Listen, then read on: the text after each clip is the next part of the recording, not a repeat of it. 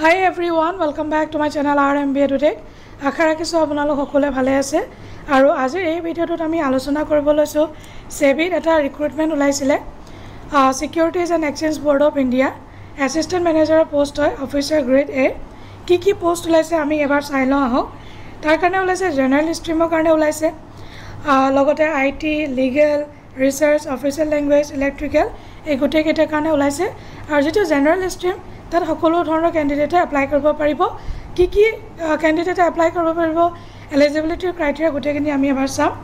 online application আৰু payment of Phi online 11 জুনৰ পৰা 30 জুনলৈকে হ'ব কল লেটাৰ তেওঁলোকে সেবি ৱেবছাইটত দিব বুলি দিছে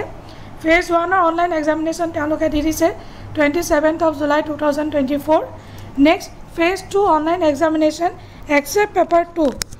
of IT stream তেওঁলোকে দিছে 31st August 2024 then paper 2 of IT hobo 14 September আৰু date of interview তেওঁলোকে পিছত ইন্টিমেট কৰিব বুলি দিছে জেনাৰেলৰ কাৰণে টোটাল লাইছে 62 টা পোষ্ট আপোনালোকে কোড কিমান লাইছে মই এবাৰ কৈ দিছো আনৰিজাৰ্ভড লাইছে 34 OBC 14 SC 7 ST 1 EWS 6 total 62 টা ইয়াৰ কাৰণে মাষ্টাৰ ডিগ্ৰী বা পোষ্ট গ্ৰেজুৱেট লাগিব আৰু বাকি CA CMA company secretary CFA আৰু যিমান ইকুইভ্যালেন্ট টু মাষ্টাৰ ডিগ্ৰী আছে সকলোৱে এপ্লাই কৰিব পাৰিব নেক্সট হৈছে লিগেলৰ কাৰণে ব্যাচেলাৰ ডিগ্ৰী হ'ব লাগিব লট আপোনালোকে ব্যাচেলাৰ ডিগ্ৰী কৰিব লাগিব আৰু desirable 2 years of post qualification experience as an advocate unreserved দুটা OBC এটা SC এটা EWS এটা টোটাল 5টা ওলাইছে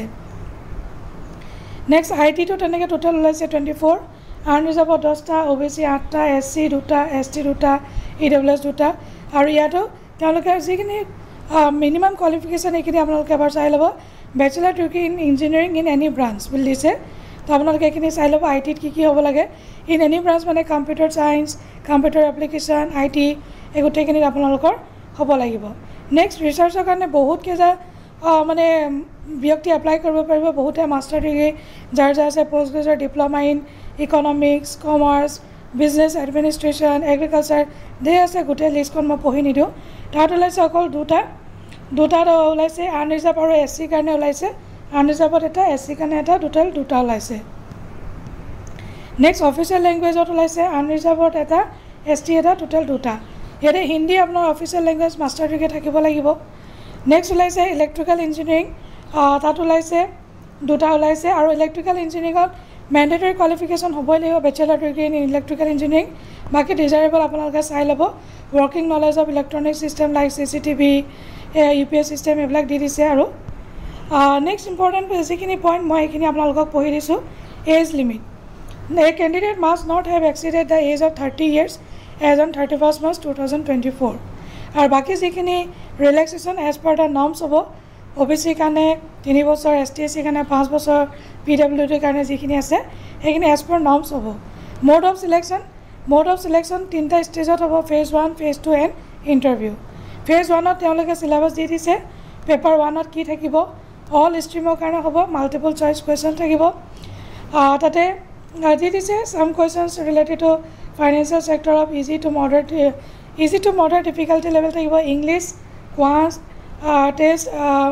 quantitative aptitude and test of reasoning একেটা থাকিব মার্কস থাকিব 100 maximum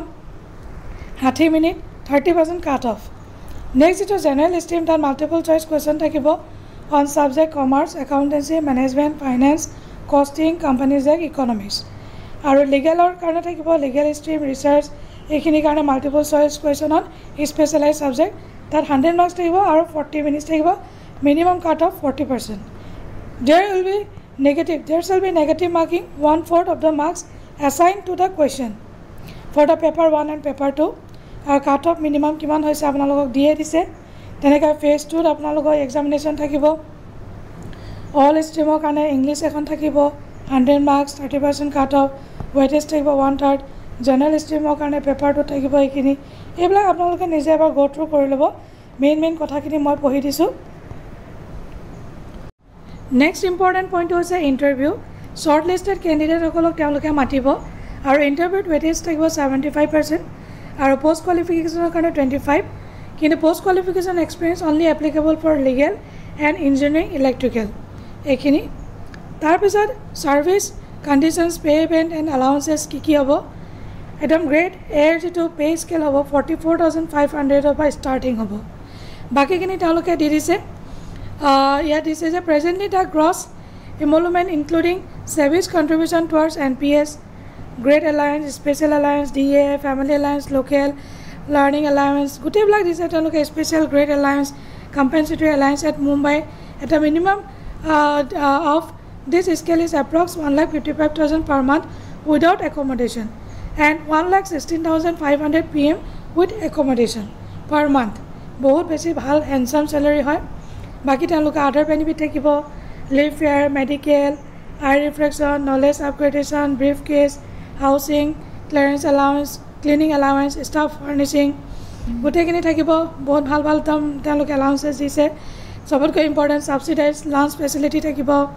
scheme for purchasing computer থাকিব একমডেশ্যন থাকিব residential accommodation will be provided subject to availability